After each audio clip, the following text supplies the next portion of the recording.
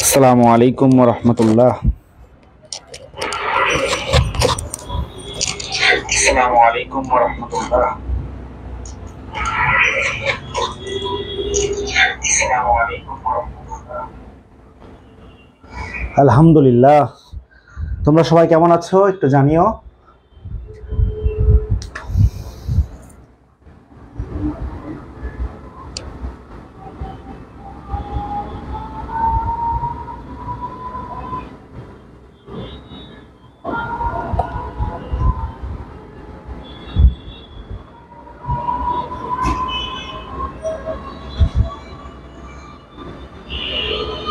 তাহলে আমরা আজকে পড়বো জুলজি চ্যাপ্টার 3 এবং অধ্যায়টার নাম হচ্ছে পরিপাক ও শোষণ। আগে থেকে গ্রুপে অ্যানাউন্স করলাম, আগে থেকে না, ঠিক 2 ঘন্টা আগে। পরিপাক ও শোষণ, পরিপাক ও শোষণ। আচ্ছা, যারা আসছো আমি একটু লেখার কাজগুলো শুরু করি, সবাই আসতে থাকো। তাহলে আমরা এই অধ্যায়টা পড়ছি অবশ্যই। পরিপাক ও শোষণ ইংলিশটা আমরা লিখে দিই নিচে, ডাইজেশন।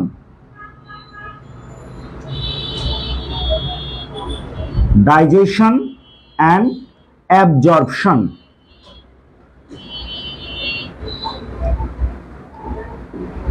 একটু শব্দ আসছে নাকি আমি ঠিক জানি না, আসলে এই দরজা জানালা খোলা রাখছে, আজকে গরমটা একটু বেশি।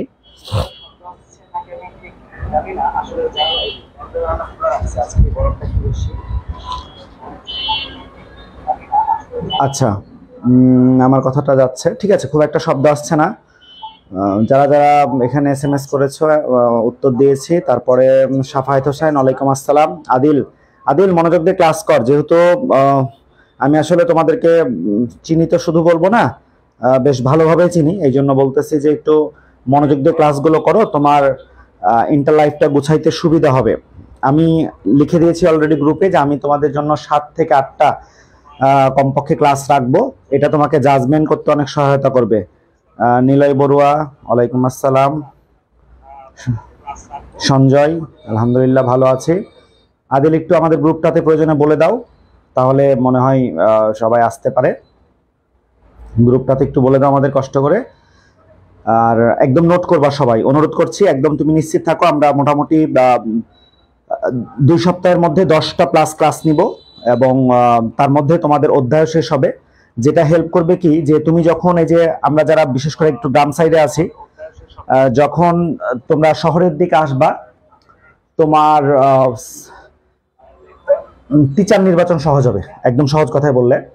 অথবা এই অধ্যায়টা গ্রাম থেকেই তোমরা শেষ করে আসতে পারবা। আবারও বলতেছি, অনলাইন ক্লাসে বেশ কিছু আমার জন্য বাড়তি সুবিধা আছে, পাশাপাশি তোমাদের জন্য যদি সুন্দর মতো সময়টাকে কাজে লাগিয়ে, ধরো যে তুমি ফোন নিয়ে বসে থাকলে কোনো ফ্রেন্ড SMS দিলে রিপ্লাই করতে ইচ্ছা করে, কিন্তু আসলে তুমি যদি অ্যাটলিস্ট মনোযোগ দিয়ে অধ্যায়টা শেষ করো, একদম ফাইনাল পরীক্ষা পর্যন্ত গ্যারান্টি দিয়ে বলতেছি তোমার জন্য 12 থেকে 13 মার্ক কনফার্ম হয়ে গেল। আমি এমন কোনো লাইন বলবো না যেখান থেকে প্রশ্ন আসবে না, মানে পুরোটাই ডিটেলসে পড়াবো। হ্যাঁ, আমাদের বইয়ের মধ্যে তোমাদেরকে আমি একটা বই দেখাই, হাতের কাছে আছে, ওটাই দেখাচ্ছি। আশা করি দেখতে পাচ্ছ তোমরা। যদি এই বইটা হয়তো বা তোমাদের কাছে কিছুটা অপরিচিত, কিন্তু সত্যিকার অর্থে বইটা ভালো, সুন্দর বই। ডক্টর আব্দুল আলিম স্যারের বই, খুবই চমৎকার একটা বই। আমরা যে বইটার সাথে অভ্যস্ত সেটা হয়তো বা গাজী আজমল স্যারের বই, কিন্তু এটাও খুব সুন্দর বই। এবং আমি একটু তোমাদেরকে দেখাইনি যে আমি যে অধ্যায়টা তোমাদের জন্য নির্বাচন করেছি বা যে অধ্যায়টা পড়াতে চাচ্ছি, সেই অধ্যায়টাতে ক্লাস সংখ্যা কিন্তু অনেক বেশি লাগে। এখানে তো অনেক বেশি লেখা আছে, আমার সম্ভবত এটা ভুল লিখেছে। যাই হোক, এই বইয়ের মধ্যে লেখা আছে 25টা পিরিয়ড। আমি দেখি তোমরা দেখতে পাচ্ছ কিনা, দেখাই। এই বইটার মধ্যে দেখো, মানব শারীরতত্ত্ব, পরিপাক ও শোষণ, মানব শারীরতত্ত্ব, পরিপাক ও শোষণ, 25টা ক্লাস লেখা আছে। সত্যি কথা বলতে গেলে 25টা ক্লাস তো 2 মাস প্লাস লাগে, তবে হ্যাঁ ডিটেলস পড়াতে গেলে 15-16টা ক্লাস লাগে। তা আমি এই যে অনলাইনে 1 ঘন্টার জায়গায় ধরো 1 ঘন্টা 10 মিনিট 20 মিনিট করে টানলে আমার মনে হয় আমরা 10-12টা বা 15টা ক্লাসের মধ্যে অধ্যায়টা শেষ করতে পারবো এবং খুব চমৎকার ওয়েতে শেষ করতে পারবো। আজকে প্রথম ক্লাসই হবে তার একটা প্রমাণ। তুমি আজকের ক্লাসে, যেহেতু এটা ফ্রি ক্লাস চলছে, আজকের ক্লাসের পরে তুমি পরের ক্লাসে কেন আসবা? যদি আজকের ক্লাসটা তোমার কাছে আকর্ষণীয় মনে হয় তাহলেই তুমি পরের ক্লাসে আসবা। তাহলে আমরা কথা না বাড়িয়ে শুরু করছি যে পরিপাক ও শোষণ। তার আগে একটু শুনে রাখো যে এই যে পরিপাক এবং শোষণ এই টপিকটার আগে আমাদের অধ্যায়ের শুরুতে আমরা একটা কথা দেখব, সেটা হচ্ছে মানব শারীর তত্ত্ব। মানব শারীর তত্ত্ব, আবারও বলতেছি একদম বেসিক সহ সকল তথ্য নিয়ে আমরা ক্লাস করছি। মানব শারীর তত্ত্ব। তোমাদের দেখতে কোনো ধরনের প্রবলেম হলে একটু কমেন্ট করবা। স্যার 11 অধ্যায়ের মূল টপিক কোনটা সেটা একটু বলবেন।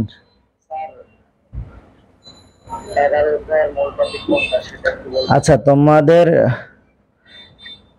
11 অধ্যায় বলতে সাফায়েত কি? সাফায়েত হোসাইন। আচ্ছা, তুমি এসএসসির কথা বলতেছো। আমি আসলে বেসিক্যালি একটা ইন্টারের ক্লাস নিচ্ছি। এসএসসির জন্য কথা বললে একটু কেমন হয়। তারপরেও 11 অধ্যায়ের মূল টপিকস 3-4টা। সেটা হচ্ছে তোমার পুং গ্যামেটোফাইটের উৎপত্তি, স্ত্রী গ্যামেটোফাইটের উৎপত্তি, নতুন স্পোরোফাইটের গঠন, এবং এইদিকে হচ্ছে মানব প্রজননের ধাপ। তার সাথে আর একটা পড়তে পারো স্বপরাগায়ন পরপরাগায়ন। এই 5টার বাইরে আসলে প্রশ্ন হয় না। যাই হোক, আমরা সবাই জানি যে আমরা এই যে জিওলজিটা পড়তেছি বা বায়োলজি অংশটা পড়তেছি, তো এই জিওলজির আব্বাজান, জিওলজির যিনি জনক, তার কথা আমরা সবাই জানি। আমি অনেকগুলো ক্লাসেই তোমাদেরকে বলেছি তিনি একজন গ্রিক দার্শনিক ছিলেন বেসিক্যালি। তো এই গ্রিক দার্শনিক, লেখা দেখতে বা কোনো কিছুতে অসুবিধা হলে জানাবা। গ্রিক দার্শনিক অ্যারিস্টটল, গ্রিক দার্শনিক অ্যারিস্টটল।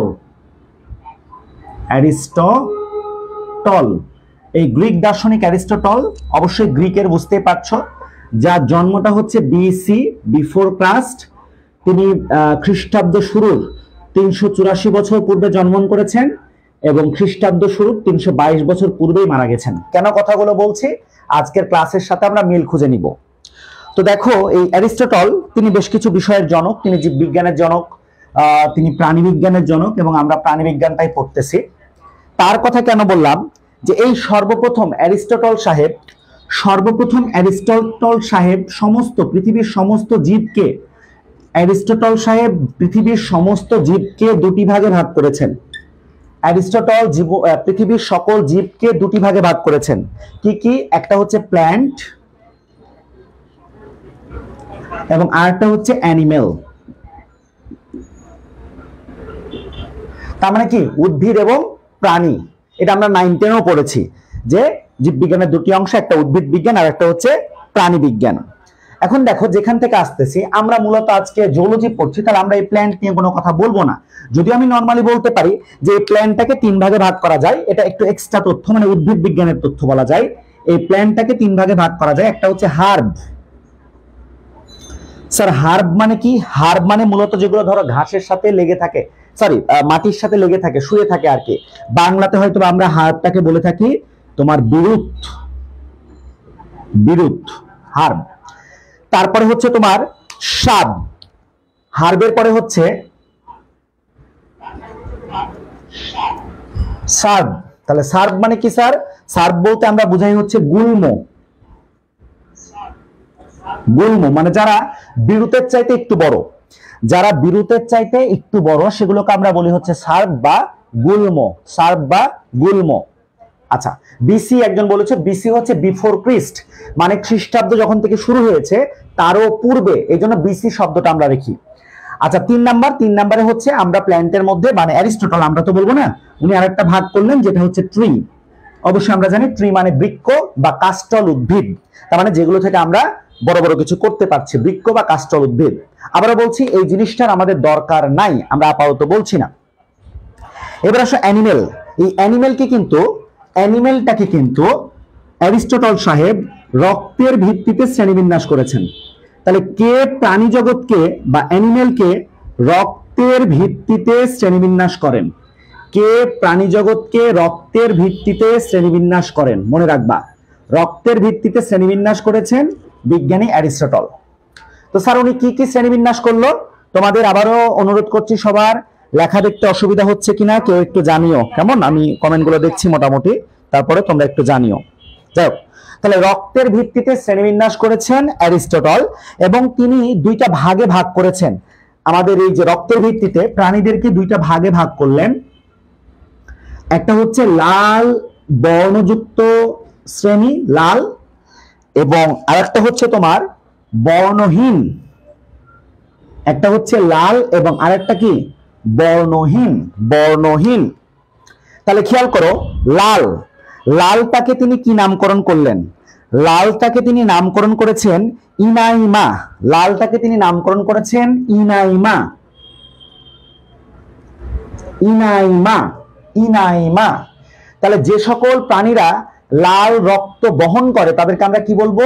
ইনাইমা, ইনাইমা। আর যারা বর্ণহীন, বর্ণহীন কিছু বহন করে সেগুলোকে আমরা বলবো অ্যানাইমা, অ্যানাইমা। তাহলে তাদেরকে আমরা বলবো হচ্ছে অ্যানাইমা। মনে থাকবে সবার, একটা হচ্ছে ইনাইমা এবং আরেকটা হচ্ছে অ্যানাইমা। ইনাইমা এবং অ্যানাইমা। কথা ক্লিয়ার কিনা একটু জানিও। আমার এখানে কই গেল, কি পজ হয়ে গেছে?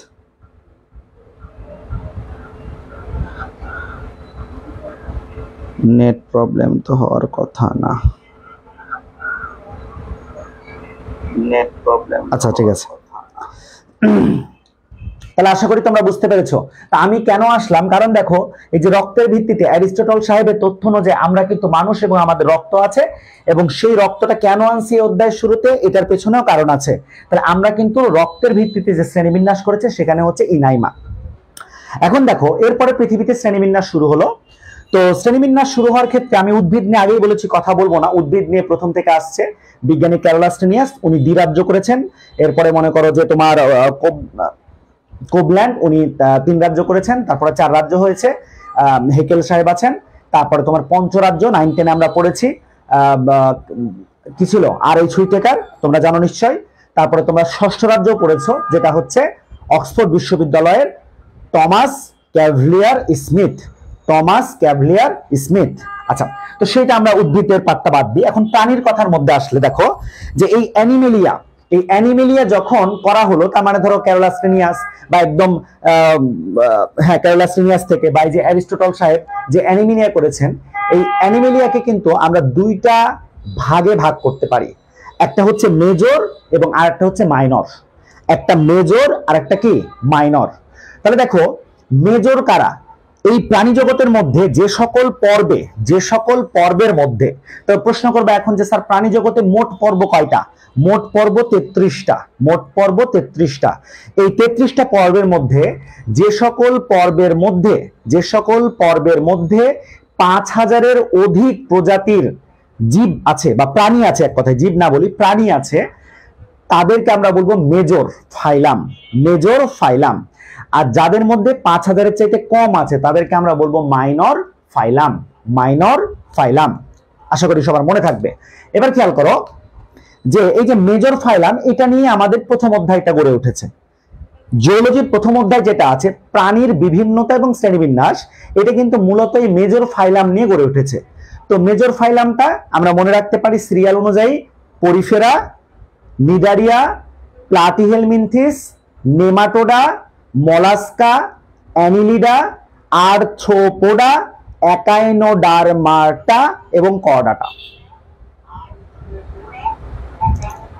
ঠিক আছে, এটা একটা আমি মজা করে আমি বলি, ইনশাল্লাহ যখন অফলাইনে প্রথম অধ্যায় পড়াচ্ছি, অনলাইনে তৃতীয় অধ্যায় পড়াচ্ছি, যাতে আমার অফলাইনের স্টুডেন্ট গুলো এই ক্লাসটা করে তারা 2টা অধ্যায়ে অ্যাডভান্স এগিয়ে থাকতে পারে। যারা গ্রাম সাইডে আছো বা এখনো ক্লাসে অংশগ্রহণ করনি, অন্য কোনো টিচারের কাছেও করনি, তারা তৃতীয় অধ্যায়টার ক্লাস করে তোমরা এগিয়ে রাখতে পারো। অথবা কেউ যদি অন্য কোনো টিচারের ক্লাস করেও ধরো আমার ক্লাসটা দেখতেছো, তারা দেখতে পারো যে পার্থক্য কতটুকু আছে, এটা আর কি। আচ্ছা, এখন কথা হচ্ছে যে এটা আমি যে ছন্দ দিয়ে এমনিতে নরমালি পড়াই, মনে করো যে একটা ছেলে, আমি যখন আমার ক্লাসে আমাদের ধরো স্টুডেন্ট কয়েকজন গেল, তো পরিচিতদেরকে নিয়ে মজাগুলো করি, যে একটা ছেলে ধরো একটা মেয়েকে পছন্দ করছে, তো প্ল্যান করেছে, কিন্তু সে কিন্তু রিয়েল পছন্দ করছে, তো প্ল্যানে সে ব্যর্থ হয়েছে। ব্যর্থ হওয়ার কারণে দেখা যাচ্ছে তার আরেক ফ্রেন্ড বলছে, আচ্ছা তুই তো পছন্দই করিস, ডাইরেক্ট মালা বদল করে ফেল, মানে মালা দিয়ে তুই সাকসেস কর, তোর যেটা অর্থ তুই চাচ্ছিলি, যে জিনিসটা চাচ্ছিলি ওইটাই কর। এটা মজার জন্য জাস্ট, আর কিছুই না। তাহলে দেখো পারোনি প্ল্যানে, ও কিন্তু প্ল্যানে পারেনি। তাহলে পারো দিয়ে মনে রাখবা পরিফেরা, নিতে মনে রাখবা নিডারিয়া, প্ল্যাতে মনে রাখবা প্লাটিহেলমিনথেস, নে দন্ত নয়কারে মনে রাখবা নেমাটোডা। তাহলে পারোনি প্ল্যানে, মালা, মালাতে মনে রাখবা মলাস্কা, মালা এনে মানে মালা আনো, তাহলে আনোতে বা এনেতে হচ্ছে কি অ্যানিলিডা। অর্থ, মালা এনে তুমি যে অর্থ চেয়েছিলা সেটাই বহন করো বা সেটাই করো, একাই করো অর্থটা। তাহলে অর্থ দিয়ে মনে রাখবো আর্থোপোডা, একাই দিয়ে মনে রাখবো একাইনোডার্মাটা, এবং করে দিয়ে মনে রাখবো বা করো দিয়ে মনে রাখবো কর্ডাটা। ঠিক আছে, এটা একটা সিরিয়াল, এই সিরিয়াল অনুযায়ী পড়লে ভালো। তো স্যার ওর সাথে অধ্যায়ের সম্পর্ক কি? দেখো আমরা যখন কর্ডাটা পড়বো তখন এই কর্ডাটার মধ্যে আবার প্রকারভেদ পাবো, 3 ধরনের আছে। Euro chordata, euro chordata, euro শব্দের অর্থ লেজ, তার মানে যে সকল প্রাণীদের ভ্রূণীয় অবস্থায় শুধুমাত্র লেজের দিকে নটোকর্ড থাকে, নটোকর্ড থাকে, তাদেরকে আমরা বলবো ইউরো কর্ডাটা। সেফালো, তোমরা 9-10-এ 10ম অধ্যায় 213 নম্বর পৃষ্ঠার মধ্যে তোমরা পড়েছো যে এই যে মস্তিষ্কের 3টা অংশ, অগ্র মস্তিষ্ক, মধ্য মস্তিষ্ক, পশ্চাৎ মস্তিষ্ক, সেগুলোর মধ্যে কিন্তু তোমরা পড়েছিলা যে প্রোসেনসেফালন বায়োলজিক্যাল ভাষায়, মেসেনসেফালন, রম্বেনসেফালন, আমি পৃষ্ঠা নাম্বার সহ বলে দিচ্ছি তোমাদেরকে। তাহলে দেখো এই যে সেফালো, এটা হচ্ছে বায়োলজির একটা কিওয়ার্ডস। তো বায়োলজির মধ্যে সেফালো শব্দের অর্থ হচ্ছে মাথা, তার মানে যাদের মাথা থেকে শুরু করে লেজ পর্যন্ত নটোকর্ড বিদ্যমান তাদেরকে আমরা বলবো সেফালোকর্ডাটা। এরপরেরটা হচ্ছে ভার্টিব্রাটা, এটাই হচ্ছে সবচেয়ে উন্নত। তো ভার্টিব্রাটা কারা? আমরা। তাহলে আমাদের কি স্যার ভ্রূণ অবস্থায় নটোকর্ড ছিল? হ্যাঁ, মায়ের পেটের মধ্যে আমাদের নটোকর্ড ছিল, তবে সেই নটোকর্ডটা পরবর্তীতে মেরুদণ্ড, সেই নটোকর্ডটা পরবর্তীতে মেরুদণ্ড দ্বারা প্রতিস্থাপিত হয়ে গেছে, এই জন্য আমরা এখন মেরুদণ্ডী প্রাণী। তার মানে নটোকর্ডটাই প্রতিস্থাপিত হয়েছে এবং আমরাই হচ্ছি উন্নত প্রাণী। তাহলে বুঝতে পারছো কেন বলতেছি বা কিছু? কারণ দেখো এই অধ্যায়টা যখন শুরু করেছে তার আগের অধ্যায়টা কি ছিল স্যার? তার আগের অধ্যায়টা বা প্রথম অধ্যায়টা ছিল হচ্ছে প্রাণীর শ্রেণীবিন্যাস বিভিন্নতা। স্যার দ্বিতীয় অধ্যায় কি? জিওলজির। জিওলজি বইয়ের দ্বিতীয় অধ্যায়ের নাম হচ্ছে প্রাণীর পরিচিতি, এবং এখানে আমরা 3টা পর্বের 3টা প্রাণী নিয়ে একটু বিস্তারিত জানবো। একটা হচ্ছে নিডারিয়া পর্বের হাইড্রাকে নিয়ে জানবো, আর একটা হচ্ছে তোমার আর্থোপোডা পর্বের ঘাস ফড়িংকে নিয়ে জানবো, এবং আরেকটা হচ্ছে তোমার এই যে আমরা কর্ডাটা পর্বের মধ্যে অন্তর্ভুক্ত রুই মাছকে নিয়ে জানবো। বুঝতে পারছো? এই হচ্ছে পরের অধ্যায়। এরপরেই কিন্তু আসলে মূলত চলে আসছে মানব শারীর তত্ত্ব। তৃতীয়, চতুর্থ, পঞ্চম, ষষ্ঠ, সপ্তম, অষ্টম, নবম সবগুলোই হচ্ছে কি মানব শারীর তত্ত্ব। দশম, এখানে একটা কথা তোমাদের জন্য খুব সহজ করে দিই। এসএসসিতে তোমরা যে অধ্যায়গুলো মানব দেহ নিয়ে পড়েছো, যেমন এসএসসির বইয়ে আমরা 5ম অধ্যায় পড়েছিলাম খাদ্য, পুষ্টি, পরিপাক, এই যে 5ম অধ্যায় থেকে চলে আসলো মানব দেহ। এরপরে 6ষ্ঠ অধ্যায় পড়েছি আমরা জীবে পরিবহন, সেখানে রক্ত সঞ্চালন এই বিষয়গুলো ছিল। তো মনে রাখবা এসএসসিতে আমরা যে অধ্যায়গুলো পড়েছি ইন্টারে সেই অধ্যায়গুলো আমাদের বেসিক হিসাবে কাজ করবে, এবং সেই অধ্যায়গুলোর ক্রম 2 ঘর এগিয়ে আসবে। তার মানে যেটা 5ম অধ্যায় পড়েছো সেটা এখন আমরা পড়ছি 3য় অধ্যায়। তাহলে তোমরা অটোমেটিক বলবা যে রক্ত এবং সঞ্চালন কয় নাম্বার? 4 নাম্বার। তোমরা গ্যাসীয় বিনিময় পড়েছিলা 7ম অধ্যায়, এখানে হবে শ্বাসক্রিয়া এবং শ্বসন বা শ্বসন ও শ্বাসক্রিয়া, কত নাম্বার অধ্যায়? 5ম। তোমাদের পছন্দের অধ্যায় রেচন প্রক্রিয়া, এই যে রেচন, এটা তোমরা কত নাম্বার পড়বা এখন? 6ষ্ঠ। আশা করি তোমরা ধরতে পেরেছো যে জিওলজিতে কেন আমি এত ডিটেইলস থেকে শুরু করলাম। তাহলে মানব শারীর তত্ত্বের জন্যই আমি তোমাদেরকে এত কথাবার্তা বললাম। এবার আমরা যে অধ্যায়টা পড়ছি সেই অধ্যায়ের মধ্যে টুকিটাকি একটু অবদান দেখব। আচ্ছা, আমি দাঁড়িয়ে থাকার জন্য আবার কারো প্রবলেম হয়েছে? নেট ডিস্টার্ব করছে কি আমাদের? না, মনে হয় নেট আমার এখন ডিস্টার্ব করছে না, একটু আগে করছিল, এখন মনে হয় করে নাই। আচ্ছা দেখো, এই যে মানব শারীর তত্ত্ব নিয়ে যখন আমরা কথা বলবো তখন আসো আমরা 4 জন বিজ্ঞানী সম্পর্কে একটু করে জেনে নিই। 4 জন বিজ্ঞানী সম্পর্কে একটু করে জেনে নিই। তাহলে প্রথমে এই অধ্যায়টা যে আমরা পড়ছি তার একটু অবদান জানো। অবদান জানলে আগ্রহ জন্মাবে যে কেন, কার জন্য, কেন পড়তেছে। তাহলে আসলে এই অধ্যায় শুধু না, মানব শারীর তত্ত্বকে নিয়েই আমি জাস্ট 4 জন বিজ্ঞানীর কথা বলবো, যার একজন মানব শারীর তত্ত্ব, বাকি 3 জন এই অধ্যায়ের সাথেই সম্পর্কিত কোনো না কোনো ভাবে। দেখো, মানব শারীর তত্ত্বের জনক, মানব শারীর তত্ত্বের আব্বাজান বলা হয়, কাকে বলা হয়? William Harvey. মানব শারীর তত্ত্বের জনক বলা হয় William Harvey. William Harvey, William হার্ভেকে মানব শারীরতত্ত্বের জনক বলা হয়। উইলিয়াম হার্ভেকে মানব শারীরতত্ত্বের জনক বলা হয়, যার জন্মটা হচ্ছে 1578 এবং তিনি মারা গেছেন 1657। তাহলে উইলিয়াম হার্ভের জন্ম হচ্ছে 1578 এবং তিনি মারা গেছেন 1657 সালে। আচ্ছা স্যার, তাকে কেন জনক বলা হয়? একটা প্রশ্ন করতে পারো কমন। দেখো, উইলিয়াম হার্ভে প্রথম এই যে আমাদের দেহে রক্তগুলো কিভাবে হৃৎপিণ্ড, শিরা, ধমনী, কৌশিক জালিকা এগুলোতে বাহিত হয়, মানে রক্ত সঞ্চালন পদ্ধতিটা প্রথম যিনি ব্যাখ্যা করেছেন তার নামই হচ্ছে উইলিয়াম হার্ভে। তাহলে দেখো, আমাদের দেহে যত কিছু আমরা পড়ছি বা এই যে আমাদেরকে নিয়ে আসলো শ্রেণীবিন্যাসে, কিসের ভিত্তিতে? রক্তের ভিত্তিতে। কে নিয়ে আসলো? অ্যারিস্টটল। তাহলে এই জন্য এই যে তিনি এই রক্ত সঞ্চালন পদ্ধতি বর্ণনা করেছেন, এই জন্যই কিন্তু আমরা তাকে মানব শারীরতত্ত্বের বা শারীরতত্ত্বের জনক বলি। তাহলে কিসের জন্য? রক্ত সঞ্চালন পদ্ধতি বর্ণনার জন্য বা আবিষ্কারের জন্য। এটা মূলত আবিষ্কার বলা আমার মতে উচিত না, এটা আমরা পদ্ধতি বর্ণনা বললেই হচ্ছে।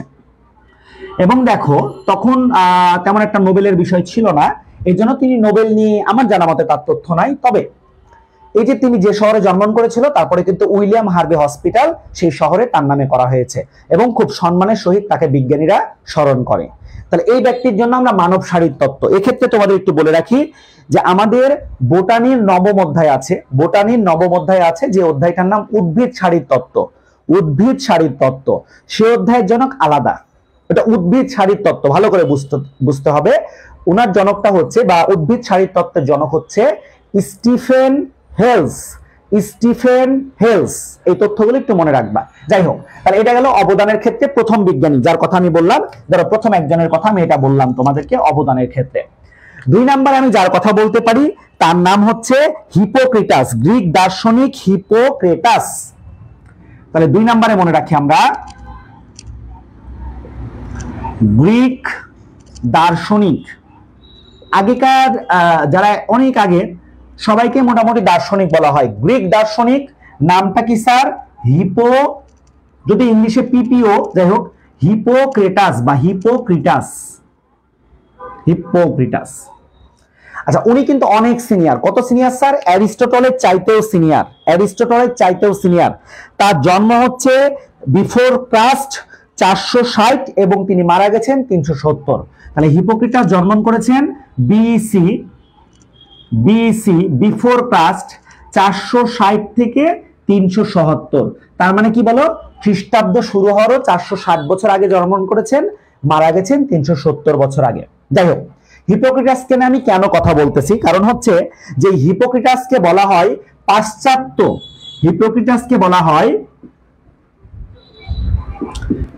পাশ্চাত্য চিকিৎসা বিজ্ঞানের বা চিকিৎসা শাস্ত্রের জনক। পাশ্চাত্য চিকিৎসা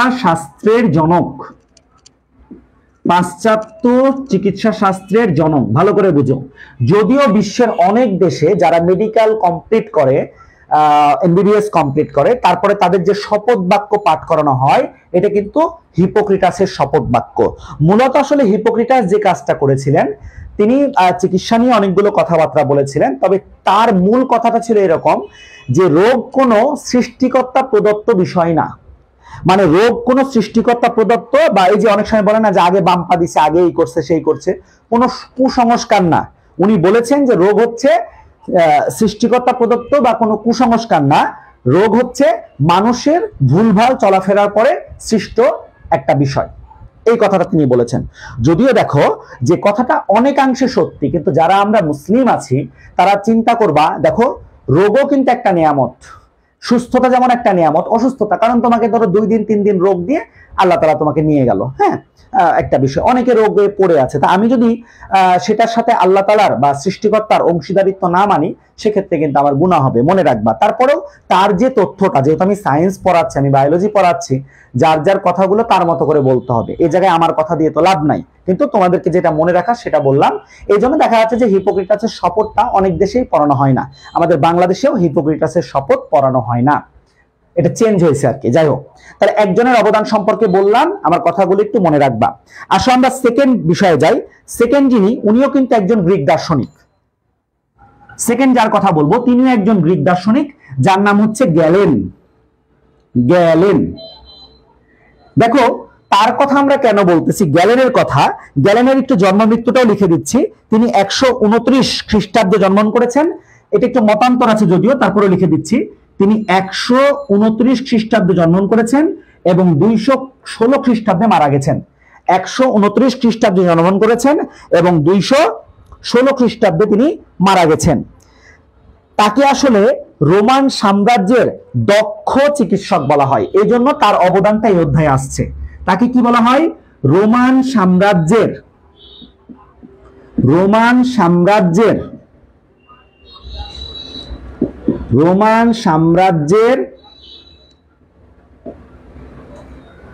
দক্ষ চিকিৎসক। রোমান সাম্রাজ্যের দক্ষ চিকিৎসক কাকে বলা হয়? সেটাই হচ্ছে তোমার গ্যালেন। তাহলে তার অবদানটা এটা। আচ্ছা, 3 নম্বরে আমরা যার কথা বলবো তিনি কিন্তু একজন মুসলিম বিজ্ঞানী। 3 নম্বরে আমরা যার কথা বলবো এবং তাকে আমরা বলতে পারি মধ্যপ্রাচ্যের বিজ্ঞানী। মধ্যপ্রাচ্যের খুবই গুরুত্বপূর্ণ একজন ব্যক্তি, মধ্যপ্রাচ্যের। তাহলে মধ্যপ্রাচ্যের বিজ্ঞানী যার নাম কি স্যার?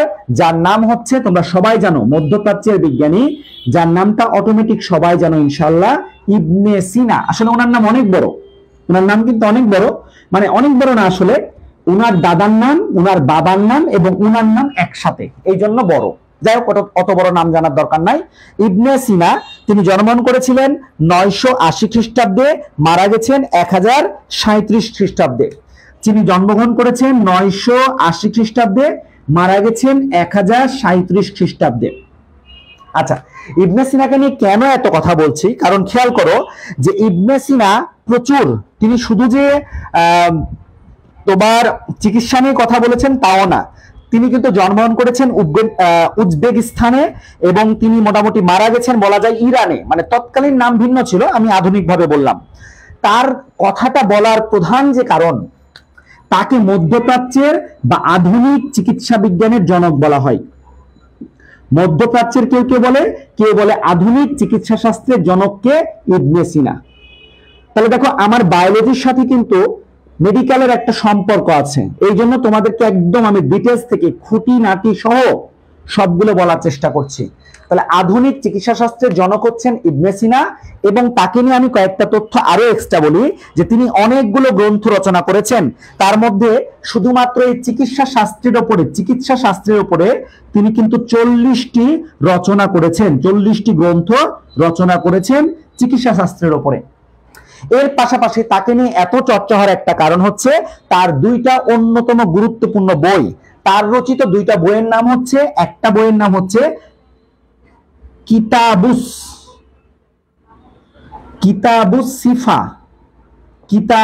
সিফা, খুবই জনপ্রিয় বই তার, কিতাবুস সিফা। তোমরা জানো আরবি ভাষায় সিফা বা শেফা শব্দের অর্থ রোগ। আর একটা হচ্ছে কানুন ফিত্তিব। মূলত এই কানুন ফিত্তিব যেটা আছে, এই কানুন ফিত্তিবটাই কিন্তু মূলত চিকিৎসা শাস্ত্রের একদম স্পেশাল বই, কানুন ফিত্তিব। আচ্ছা, এই কানুন ফিত্তিবটা কিন্তু তোমরা জানলে অবাক হবা, 1600 মানে অর্ধেক মতো 1650 বা 1656 সাল পর্যন্ত এই কানুন ফিত্তিবটা মধ্যপ্রাচ্যের প্রতিটা মেডিকেল বিশ্ববিদ্যালয়ে এই বইটা একদম বোর্ড বই হিসাবে ছিল, কানুন ফিত্তিব। তো তাকে এমনি বলা হয় না, আসলে প্রচুর জ্ঞান ছিল তার চিকিৎসা শাস্ত্রের উপরে। এখন তো আসলে আমাদের যে জ্ঞানগুলো তোমরা শুনলে তোমাদের অনেকেরই মেডিকেলের পড়ার শখ বা কিছু, আমাদের মধ্যে আসলে ওই ধরনের বিষয়গুলো কমে আসছে, আস্তে আস্তে কমে আসছে। আমরা আসলে ওই পাঠ্য বইয়ের উপর ভিত্তি করে, যে আমি ধরো নিজের থেকে একটা চিন্তা করছি, আর আমরা সবাই কিন্তু জানি যে আসলে আমাদের রোগের যে ওষুধগুলো সেগুলো সবগুলোই মোটামুটি কোথা থেকে তৈরি করা হয়, উদ্ভিদ থেকে পাওয়া যায়। তো সেই উদ্ভিদ নিয়ে আমাদের গবেষণার অপশনগুলো দিন দিন কমে আসতেছে। এগুলো আসলে দরকার আছে, তাহলে আমাদের এই বিষয়গুলো সম্পর্কে অনেক ভালো ধারণা হবে। তো আশা করি তোমরা বেসিক তথ্যগুলো, এই বিসি বলছি তো নিলয়, বিসি মানে হচ্ছে বিফোর ক্রাস্ট, মানে হচ্ছে খ্রিস্টাব্দ শুরুর আগে, অথবা ওই যে খ্রিস্টানরা যে বলে যীশু খ্রিস্ট, আমরা ঈসা আলাইহিস সালাম, যাই হোক এই যীশু খ্রিস্টের জন্মের পূর্বের সময়টাকে বলা হয় খ্রিস্টপূর্ব। ওই খ্রিস্টপূর্বটাকে আমরা বলি হচ্ছে বিসি। আর পর ওই যিশুর জন্মের পর থেকে বা জন্মের সময় থেকে আমরা কি কাউন্ট করি? খ্রিস্টাব্দ। যেমন এখন আমরা এই যে 2024 খ্রিস্টাব্দে আছি, কিন্তু এই 2024-এর আগে যারা ছিল, মনে করো 2024-এর আরো 200 বছর আগে, ওদেরকে কিন্তু আমরা বলছি খ্রিস্টপূর্ব। বুঝতে পেরেছো? তুমি ওইভাবে চিন্তা না করে এইভাবে চিন্তা করো যে বিসি -460 থেকে -370, এভাবে চিন্তা করলে তোমরা বিসিটা বুঝে যাবে অটোমেটিক। উল্টা, যাই হোক এটা নিয়ে আর কথা না বলি। আশা করি তোমরা অবদান পাঠটা সবাই ধরতে পেরেছো। আসলে এবার আমরা অধ্যায়ের মধ্যে প্রবেশ করি, একদম যে অধ্যায়ের শুরু থেকে কি বলছে না বলছে সেগুলো আমরা একটু বুঝি। তার আগে খেয়াল করো যে এই যে পরিপাক এবং শোষণ, এটা একটা প্রাণী বিজ্ঞানের অধ্যায়। উদ্ভিদের কিন্তু পরিপাক হয় না, উদ্ভিদের কিন্তু পরিপাক হয় না। তাহলে আমার এরপরে বেসিক তথ্যটা তোমরা লিখে রাখো যে প্রাণীর পুষ্টি গ্রহণ পদ্ধতি, প্রাণী হলোজয়িক পদ্ধতিতে, হলোজয়িক পদ্ধতিতে পুষ্টি লাভ করে বা পুষ্টি গ্রহণ করে। যাই হোক, তার মানে প্রাণীর পুষ্টি গ্রহণের পদ্ধতিটা কিন্তু একটু জটিল আছে, যে পদ্ধতির নামটা হচ্ছে হলোজয়িক। প্রশ্ন করতে পারো স্যার হলোজয়িক কেন? দেখো উদ্ভিদ কি করে, উদ্ভিদ মাটি থেকে তার মূলরোমের সাহায্যে পানি এবং খনিজ লবণ এগুলো শোষণ করছে, শোষণ করে তার জাইলেমের মধ্যে পাতায় পৌঁছাচ্ছে, পাতা রান্না করতেছে। সহজ হিসাব। উদ্ভিদ কিন্তু হাগুমুতু করে না, ভালো করে খেয়াল করো। একটা গাছের নিচে সারাদিন বসে থাকো, গাছ তোমার গায়ের উপরে হাগু করবে না, কিন্তু আমাদের হাগু লাগে। কাহিনী আছে এখানে। তার মানে উদ্ভিদের এবং আমাদের বিষয়টা একই রকম নয়। তাহলে দেখি যে এটা একটা উদ্ভিদ এবং প্রাণীর মধ্যে কিন্তু একটা অন্যতম এটা পার্থক্য হচ্ছে এইটা। তো যাই হোক, সবার প্রথমে আমরা যখন কোনো খাবারকে পাই সেটাকে আমরা কি করি বলতো? খাবারকে আমরা ইনজেকশন করি। Injection, injection. স্যার ইনজেকশনের বাংলা কি? ইনজেকশনের বাংলা হচ্ছে গলাধকরণ। তাহলে সবার প্রথমে আমরা খাবারটাকে গিলি, মাঝে মধ্যে আম্মুরা বলে না গিল, তাড়াতাড়ি গিল, ওই খাবারটাকে আমরা গিলতেছি প্রথমে, গলাধকরণ। দেখো খাবার গিললে আমরা পুষ্টি পাবো না, খাবার গিলার পর সেই খাবারটা আমাদের পরিপাক হতে হবে, ডাইজেশন। ডাইজেশন, তাহলে ডাইজেশন মানে যে পরিপাক, ওটা তোমরা জানো, আমি আর লিখলাম না। ডাইজেশন হলেই শুধুমাত্র আমরা পুষ্টি পাবো না, যে খাবারটা ডাইজেশন হলো, হয়ে খাবারটা খাদ্য সারে পরিণত হলো, সেই খাবারটা কিন্তু আমাদের, তোমরা 9-10-এও পড়েছো, ক্ষুদ্রান্তের ভিলাই দ্বারা সেই খাবারটা রক্তে যাবে, যে প্রক্রিয়াটাকে আমরা বলি অ্যাবজর্পশন। অ্যাবজর্পশন বা বাংলাতে হচ্ছে শোষণ। তাহলে উপরে লেখা আছে অ্যাবজর্পশন বা শোষণ, লিখলাম না। 4 নম্বরে আসো, শুধু অ্যাবজর্ব হলেই যে পুষ্টি পেয়ে যাব সেটা না, যেই খাদ্যের পুষ্টি উপাদানটা মানে সারটা আমাদের গেল রক্তের মাধ্যমে, রক্ত কিন্তু এগুলোকে আবার কোষে পাঠাবে, এবং কোষ সেটা থেকে শক্তি পাওয়ার জন্য সেটাকে প্রোটোপ্লাজমে রূপান্তর করবে। এই যে কোষের মধ্যে পুষ্টি উপাদানটা ছড়িয়ে পড়লো, এই প্রক্রিয়াটাকে বলা হয় অ্যাসিমিলেশন। অ্যাসিমিলেশন বা 9-10-এ তোমরা পড়েছো পঞ্চম অধ্যায়ের মধ্যে, সেক্ষেত্রে তোমার পেজ নাম্বারটা ছিল 118, আত্তীকরণের সংজ্ঞা দেখলে তোমরা পেয়ে যাবা। দেখো সবই হয়ে গেল, আমরা আসলে পুষ্টি পেয়ে গেলাম, কিন্তু এই যে আমরা পুষ্টি পেতে যে কিছু অপাচ্য উপাদান খেয়ে ফেলেছি, এগুলো যদি তুমি বাথরুমে যে ত্যাগ না করো, ওই যে একটা কথা আছে, ত্যাগেই প্রকৃত সুখ। ধরো আমার এই মুহূর্তে খিদা লাগছে, আমি চিন্তা করছি না আমি তোমাদের ক্লাস শেষ করে তারপরে খাবো, সম্ভব?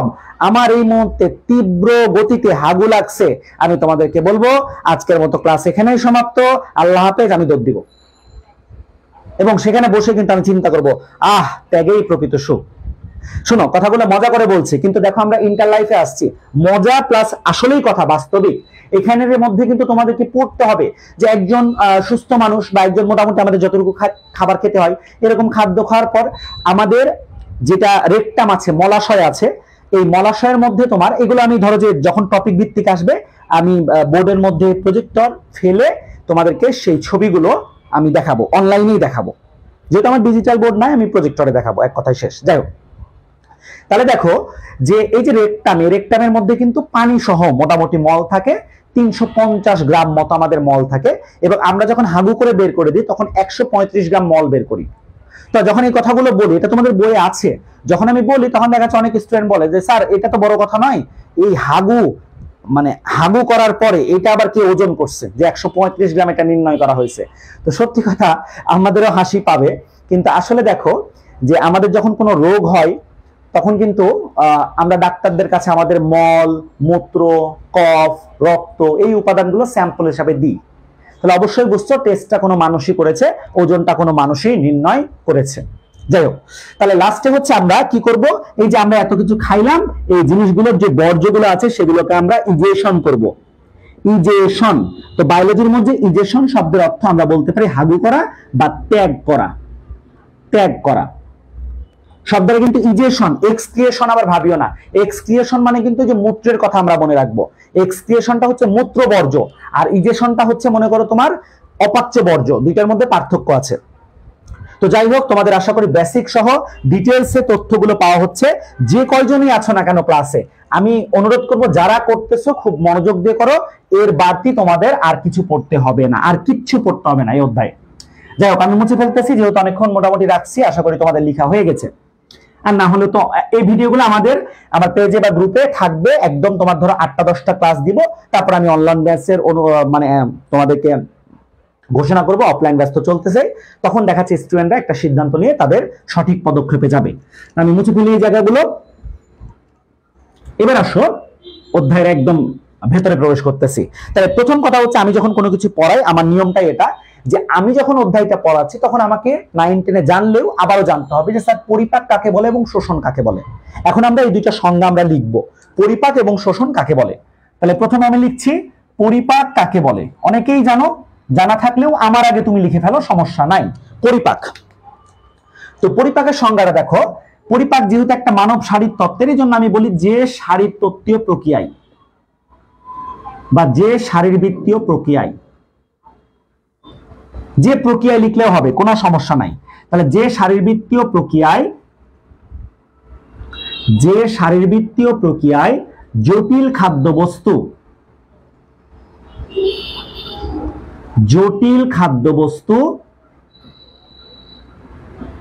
তাহলে জটিল গুলো কিন্তু পরিপাক হয়, সরল গুলোর পরিপাক লাগে না, মনে রাখবা। তাহলে যে শারীরবৃত্তীয় প্রক্রিয়ায় জটিল খাদ্যবস্তু বিভিন্ন এনজাইমের সহায়তায় ভেঙে, যদি এখানে হরমোনের কাজ আছে আমি হরমোনটা লিখলাম না, বিভিন্ন এনজাইমের সহায়তায় ভেঙে,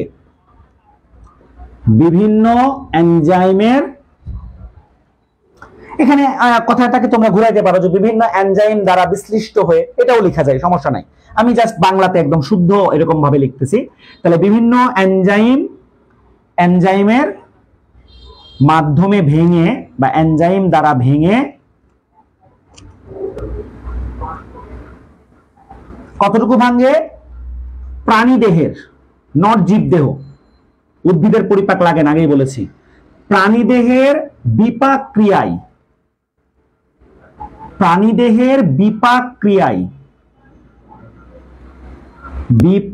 ক্রিয়ায়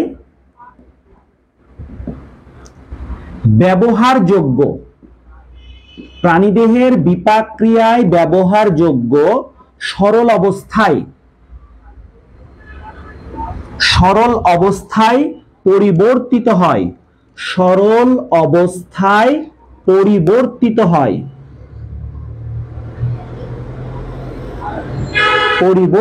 হয়, তাকে আমরা পরিপাক বলবো। দেখো অনেকে সরল, তরল, গ্রহণীয়, শোষণীয় এত কিছু বলে, আমি এই লাইনগুলো স্কিপ করেছি। স্যার কেন করেছেন? কারণ দেখো পরিপাকের ফলে খাবারটা এমন অবস্থায় চলে আসতে হবে যেটা আমাদের দেহের কোষে পৌঁছে প্রত্যেকটা কোষের মধ্যে ক্রিয়া বিক্রিয়া ঘটাবে। তার মানে স্যার বিপাক বলতে আপনি কি বুঝাইছেন? তুমি যেটা ধরেছো সেটাই।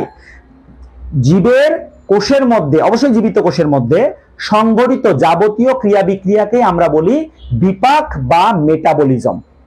তো ওই অবস্থায় যেতে হবে। এই জন্য আমি অনেক লাইন, অনেক কথা অনেকে অনেক ভাবে এটাকে সংজ্ঞায়িত করে, আমার যে সংজ্ঞাটা এটাও বেস্ট, কোনো সমস্যা নেই, এটা বেস্ট বললে বেস্ট। কারণ আমি ওখানকার 4-5টা শব্দকে এই জিনিস দ্বারা ব্যাখ্যা করেছি যে বিপাক ক্রিয়ায় ব্যবহারযোগ্য একদম সিম্পল সরল অবস্থায় পরিবর্তিত হবে, তাকে আমরা বলবো পরিপাক। তাহলে আশা করি এই সংজ্ঞাটা তোমাদের মনে থাকবে। এবার আসো আমরা শোষণের সংজ্ঞাটাও শিখে ফেলি, যেহেতু অধ্যায়ের নাম পরিপাক এবং শোষণ। শোষণ বা অ্যাবজর্পশন কাকে বলে? তাহলে শোষণে দেখো, যে প্রক্রিয়ায় পরিপাককৃত খাদ্যসার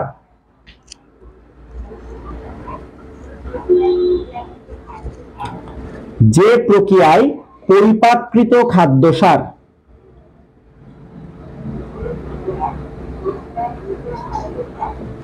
যে প্রক্রিয়ায় পরিপাককৃত খাদ্যসার, যে ওই যে খাদ্যের যে অংশটা আমরা পরিপাক হয়ে গেল এটাকে কিন্তু খাদ্যসার বলছি।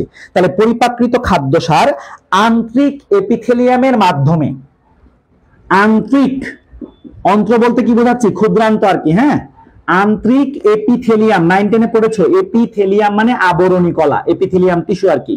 তাহলে আন্তরিক এপিথেলিয়ামের মাধ্যমে, আন্তরিক এপিথেলিয়ামের মাধ্যমে, আন্তরিক এপিথেলিয়ামের মাধ্যমে রক্ত প্রবাহ ও লসিকায় প্রবেশ করে। কোথায় প্রবেশ করবে?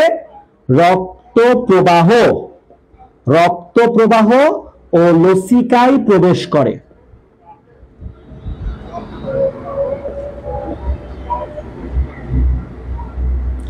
রক্ত প্রবাহ ও লসিকায় প্রবেশ করে, তাকে শোষণ বলে। খুবই ছোট, দেখো 2 লাইন। তাহলে যে প্রক্রিয়ায় পরিপাককৃত খাদ্যসার আন্তরিক এপিথেলিয়ামের মাধ্যমে রক্ত প্রবাহ ও লসিকায় প্রবেশ করে, তাকে শোষণ বলে।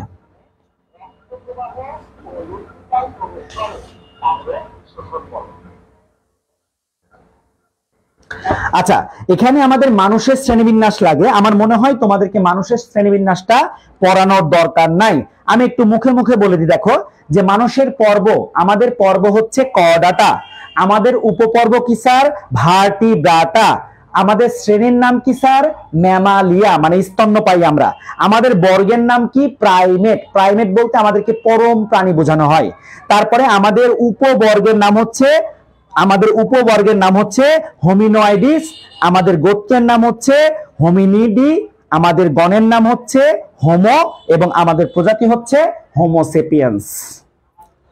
সচরাচর এই শ্রেণীবিন্যাসগুলো আসে না, তারপরে যেহেতু আমাদের বইয়ে দেওয়া আছে, আমি আগেই বলেছি যে আমি বইয়ের লাইন বাই লাইন তো পড়াবো না, কিন্তু এমন ভাবে পড়াবো যে তোমার সবগুলোই ক্লিয়ার হয়ে যাবে ইনশাল্লাহ। তো এই যে শ্রেণীবিন্যাসটা বইয়ের মধ্যেও আছে, তোমরাও এটা 9-10 এ পড়েছো, আমাদের 11 নম্বর পৃষ্ঠায় ছিল 9-10 এর, কাজে এটা নিয়ে আমার মনে হয় তোমাদের তেমন কোনো সমস্যা নাই।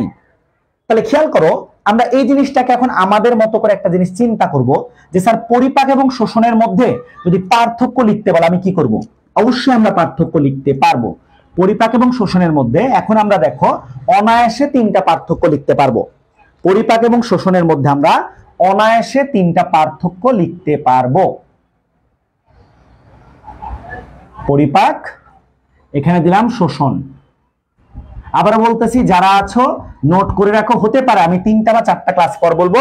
প্রথম ক্লাস থেকে শুরু করে এখন পর্যন্ত যে নোটগুলো করাইছি এগুলো গ্রুপে শেয়ার করো।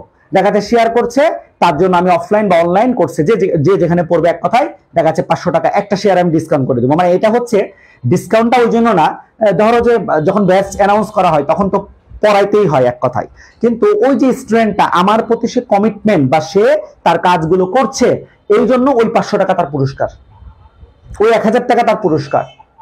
এই জন্য যারা আছে আবারও বলতেছি নোটগুলো করে রাখো, কারণ আমি ধরো 3 নাম্বার ক্লাসের পরে বললাম যে শেয়ার করো প্রথম ক্লাস থেকে। এখন ওই রাত্রেবেলার মধ্যে সকালে তুমি শেয়ার করবে, আমি অপশন দিয়ে দিলাম দুপুর 12টার আগে শেয়ার করতে হবে, তখন তো তুমি ধরা খাবা, কারণ দুপুর 12টার আগে তুমি 3টা লেকচারের গুলো সুন্দরভাবে তুলতে তোমার কষ্ট হয়ে যাবে অনেক। এই জন্য মনে রাখবা, এবং এই শেয়ার করার পর আমি বললাম তো অটোমেটিক তুমি টের পাবা যে তুমি কি শিখতেছো। যাই হোক, এখন আসি পরিপাক এবং শোষণের মধ্যে পার্থক্য। তাহলে দেখো পরিপাকে কি হয়?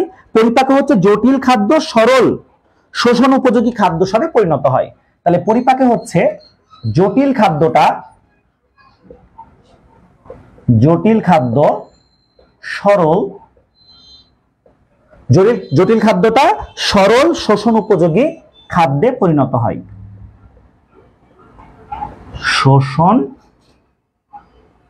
উপযোগী খাদ্যে পরিণত হয়।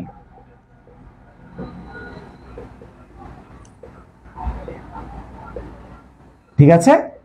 আচ্ছা স্যার, শোষণে কি হয়? শোষণে কিন্তু এই সরল খাদ্যসারটা পরিপাক নালী হতে রক্তে প্রবেশ করে। শোষণের ফলে কি হয়? সরল খাদ্যসার পরিপাক নালীর মাধ্যমে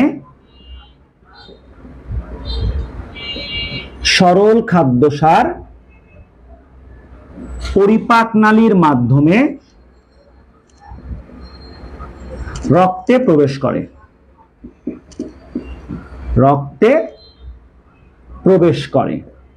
টেকনিক দিয়ে চিন্তা করে, এগুলো তোমরা পারবা। 2 নম্বরে যাই। পরিপাকের 2 নম্বর পার্থক্য আমি বলতে পারি যে পরিপাকটা আসলে কোথায় হয়?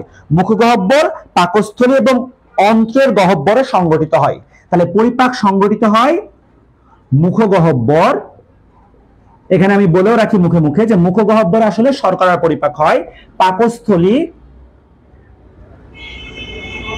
মুখগহ্বর, পাকস্থলী এবং অন্ত্রের গহ্বরে। এখানে অন্ত্র বলতে কিন্তু আমি আবারও বলছি ক্ষুদ্রান্ত, বৃহদান্তে পরিপাক হয় না। শোষণ হতে পারে, পরিপাক হয় না। অন্ত্রের গহ্বরে সংগঠিত হয়। তাহলে পরিপাকটা কোথায় সংগঠিত হয়?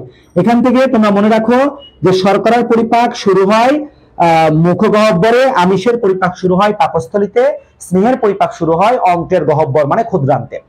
আচ্ছা, শোষণে কি হয় দেখো? অন্ত্রের ভিলায় সংগঠিত হয়। শোষণটা কোথায় সংগঠিত হয়? শোষণ প্রক্রিয়া সংগঠিত হয় অন্ত্রের ভিলায়।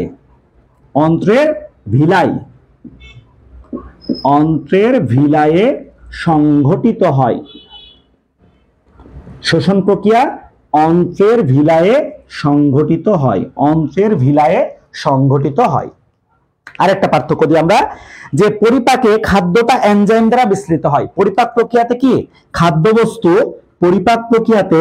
খাদ্যবস্তু এনজাইম দ্বারা বিশ্লেষিত হয়।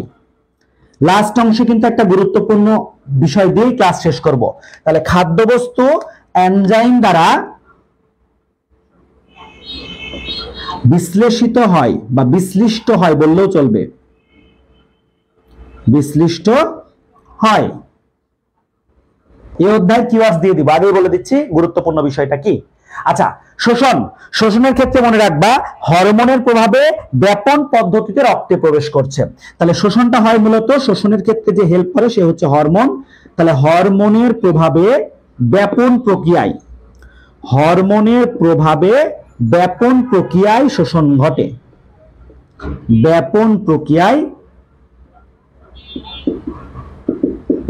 লিখলাম। হ্যাঁ, এই 3টাকে ভালো করে মনে রাখবা। আবারও খেয়াল করো, এই অধ্যায়ের নাম পরিপাক এবং শোষণ। তোমরা যদি এই যে পার্থক্যের তিনটা বিষয়ে বুঝো, আমি মনে করি যে অধ্যায়টার মধ্যে কি পড়তে হবে সেই সম্পর্কে তোমার একটা সম্যক ধারণা অলরেডি হয়ে গেল। এই জন্য আমি প্রথমে একদম ডিটেলস থেকে, অবদান থেকে শুরু করে বাকি অংশগুলো কিন্তু সবগুলোই বলেছি।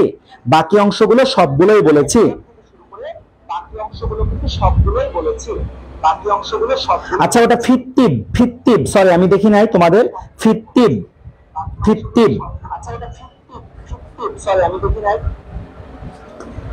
ওটা। হ্যাঁ, আচ্ছা, তাহলে আমাদের বাকি অংশের মধ্যে আর কতটুকু আসতেছে? বাকি অংশের মধ্যে আমরা 3টা বিষয় পড়বো এখন। হ্যাঁ, কি কি বিষয় স্যার? একটা লাইনের বিষয় পড়বো, তারপরে মানুষের কিছু বৈশিষ্ট্য পড়বো, এবং সবার লাস্টে এই অধ্যায়ের যে কিওয়ার্ডস গুলো আছে সেগুলো দিয়ে আজকে ক্লাস শেষ করব। তার মানে খেয়াল করো, যারা লাস্টে কিওয়ার্ডস অংশে থাকবা তাদের জন্য পরবর্তী ক্লাসের শুরুটাই হবে খুবই আকর্ষণীয়। কেন? কারণ তোমরা সংজ্ঞা বানাইতে পারবা। এক কথায় আমি 6টা বা 8টা সংজ্ঞা মানে আগামীকাল শুক্রবার ইনশাল্লাহ আমি 6টা বা 8টা সংজ্ঞা শুরু করব। এই 8টা সংজ্ঞার একটাও মুখস্থ করা লাগবে না। এটাই হচ্ছে তোমার কিওয়ার্ডস এর পাওয়ার বা তোমার নিজস্বতা, যে জাস্ট তুমি আমারগুলো শুনেছো এবং তুমি পেরেছো। আমি আবারও বলছি, আমি সংজ্ঞাগুলো লিখবো না, জাস্ট তোমাদের কাছ থেকে জেনে নিব এবং তোমরা পারবা ইনশাল্লাহ। তাহলে আসি, প্রথমে যে এক লাইনের বিষয়টা বললাম যে মানুষের সবচেয়ে নিকট সম্পর্কিত প্রাণী কারা। জাফর ইকবাল কিন্তু না, কারণ জাফর ইকবাল মনে করে তার বাবা বানর, এই জন্য ও আমাদের সাথে এত নিকট সম্পর্ক নাই, ও কিন্তু আমাদের চাইতে অনেক দূরে, অন্য কিছু। তো যাই হোক, মানুষের সঙ্গে নিকট সম্পর্কিত বা মানুষের সবচেয়ে নিকট সম্পর্কিত প্রাণী, মানুষের সবচেয়ে নিকট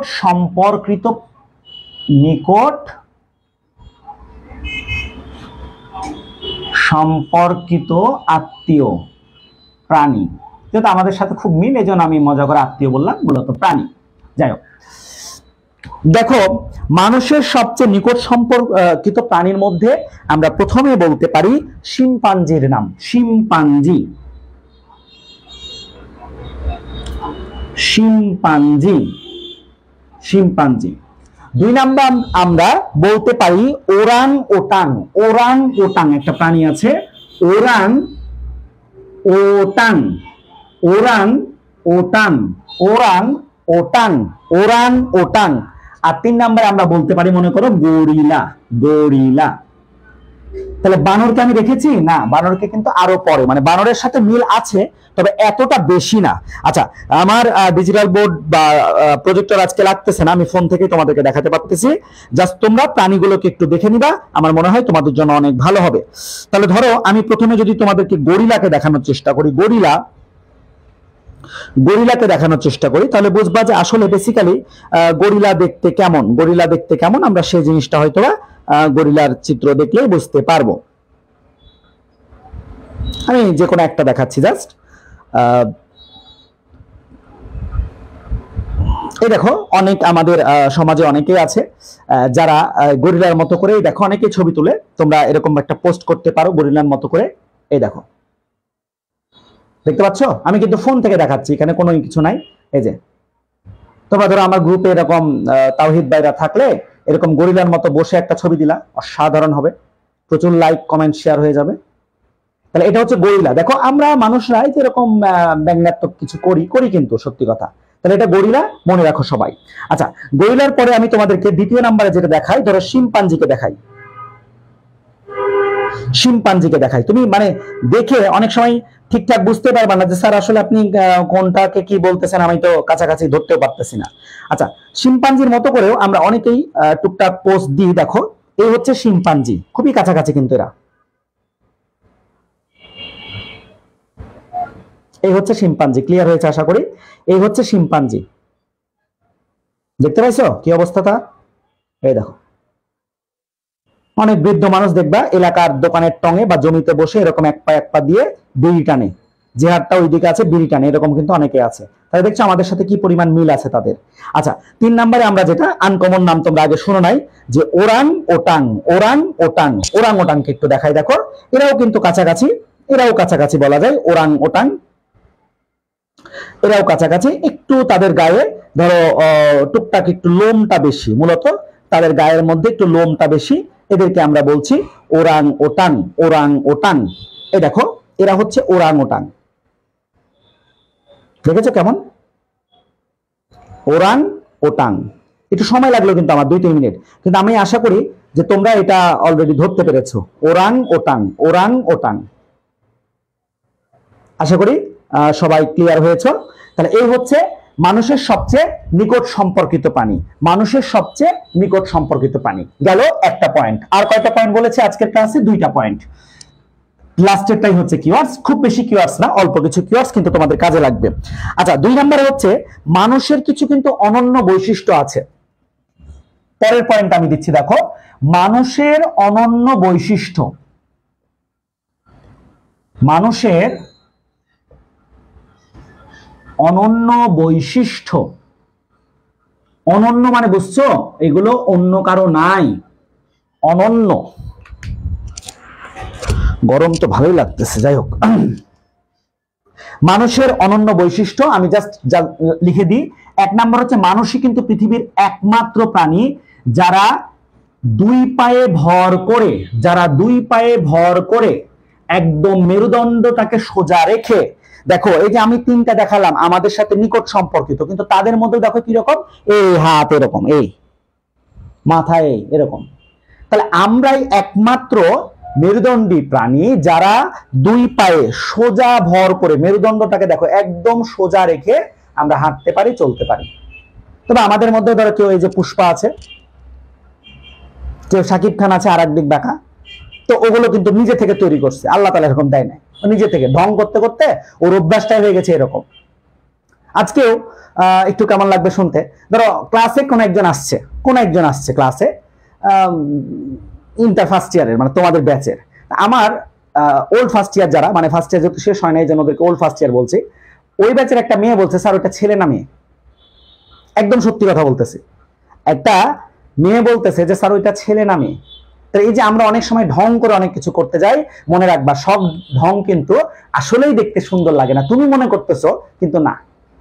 তো এই জায়গায় একটা প্রবাদ প্রচলিত আছে যে নিজের যেটা রুচি হবে সেটা খাবা, নিজের রুচিতে খাবা কিন্তু পরের রুচিতে পড়বা। এখানে পর বলতে বোঝাচ্ছে সমাজের অধিকাংশ মানুষকে পর বোঝাচ্ছে। এখানে পর বলতে তুমি কোরিওগ্রাফার, তোমার যে মানে তুমি মডেল, তোমার কোরিওগ্রাফার তোমাকে বলতেছে যে মোটামুটি উলঙ্গ হয়ে চলো, তুমি ওভাবে চলবা, ওই পর দিয়ে লাভ নাই। ওই পরও যাবে একটা বিশাল জায়গায়, তুমি যাবে আরো সুন্দর চমৎকার জায়গায়। তুমি যদি মারা যাওয়ার পর সৃষ্টিকর্তা আল্লাহ তাআলাকে বলো যে আল্লাহ আমাকে ওই কোরিওগ্রাফার বলছিল, তো আল্লাহ যদি বলে কোরিওগ্রাফার থেকে গুগাইতে বলছিল, তুই গুগাবি? এবং এটা সত্যি কথা। তোমাদের কাছে বিষয়টা হাস্যকর মনে হতে পারে, দেখো খেয়াল করে যে আমি একটু উলঙ্গ ভাবে একটু এইভাবে ছবি দিলেই আমার ছবিতে অনেক লাইক করবে। এই যে আমি ব্যক্তিটা ক্লাস নিচ্ছি, এখন মনে করে যে এই জায়গায় জামা টামা এরকম বের করে দিয়ে খালি গায়ে ক্লাস নিয়ে দেখবা, ওই জায়গার স্ক্রিনশট নিয়ে কেউ কোনো গ্রুপে পোস্ট করে আমি রাফি স্যার, একদিনের মধ্যে দেখা যাচ্ছে 50,000 মানুষ দেখে ফেলছে। তোমরা লজিক দিয়ে চিন্তা করো, এটাই চলতেছে বর্তমানে, ট্রেন্ড বলে এটাকে। ঠিক তেমনই তুমি বাথরুম থেকে হাগু নিয়ে এসে খাওয়া শুরু করো, তুমিও ভাইরাল হয়ে যাবা। কিন্তু এই ভাইরাল সেই ভাইরাল না, তুমি আসলে ভাইরাস ভাইরাল। তো একটু সতর্ক হও। আমি যদিও ক্লাসে তেমন একটা কথা বলি নাই, লাস্টের দিকে একটু মজা করলাম, কিন্তু সতর্ক হও, এগুলো সমাজে চলতেছে। যাই হোক, প্রথম পয়েন্ট হচ্ছে মানুষ দ্বিপদী চলন, দ্বিপদী চলতে পারে, এটা অনন্য বৈশিষ্ট্য। 2 নাম্বার হচ্ছে আমাদের কিন্তু মুষ্টিবদ্ধতার একটা ক্ষমতা আছে। মানুষের একটা অনন্য ক্ষমতা হচ্ছে মুষ্টিবদ্ধতা।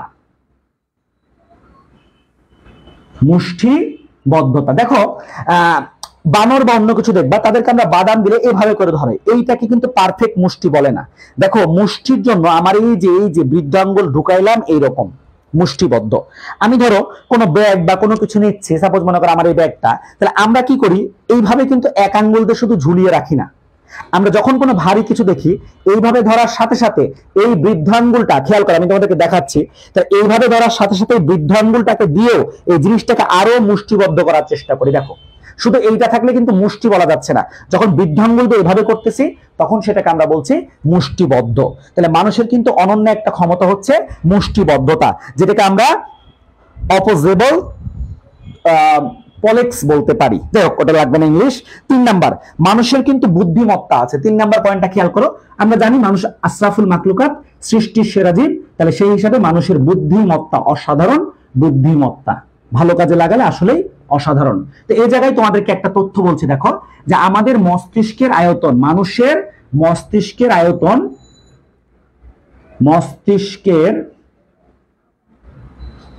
আয়তন, আমাদের মস্তিষ্কের আয়তন প্রায়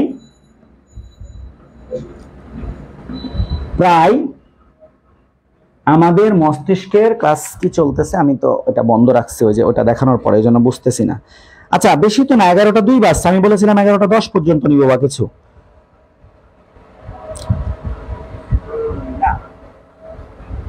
আমি ভাবছি যে টাইম হয়েছে মনে হয়।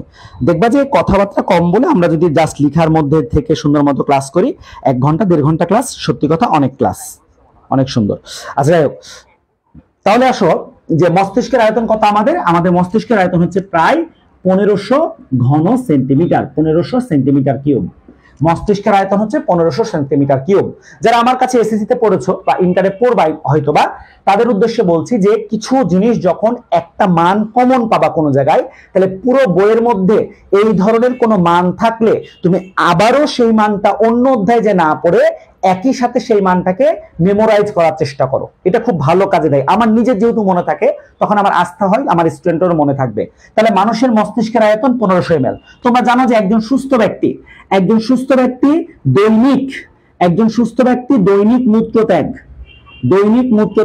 9-10 9-10 ক্লাস, এখন তো 9-10 বলা যাচ্ছে না, ক্লাস 10 বা তোমরা 9-10 যে বই পড়েছো সেই বইয়ের অষ্টম অধ্যায়ের পেজ নাম্বার 183 মধ্যে কিন্তু এটা ছিল, প্রথম লাইনে আছে দেখবা 183 পৃষ্ঠার মধ্যে, যে দৈনিক মূত্রত্যাগ আমরা কতটুকু করি, 1500 ml। 1500 ml। আচ্ছা, এরপর যে তথ্যটা মনে রাখতে পারো যে দৈনিক লালাক্ষরণ,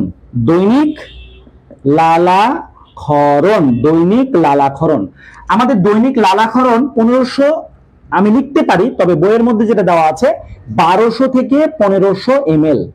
তাহলে 1500 দিয়ে তথ্যগুলো একসাথে মনে রাখো। আরেকটা দিল আসছে, সেটা হচ্ছে যকৃত রক্ত জমা থাকে, মানে যকৃত রক্তকে সঞ্চয় করে রাখে, তাহলে যকৃতের মধ্যে রক্ত সঞ্চয় থাকে, সেটাও প্রায় 1.5 লিটার মতো থাকে, 1.5 লিটার।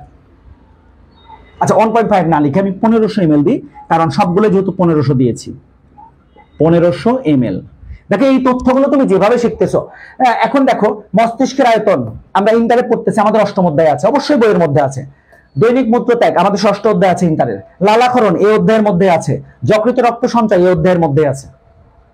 আমি ওই লেকচারের সময় একটু কথা বলবো, দেখবো তোমাকে ক্লাস শেষে প্রশ্ন জিজ্ঞেস করছি, তুমি আমতামটা করতেছো, একবারে বলে দিলাম, ইনশাল্লাহ মনে থাকবে।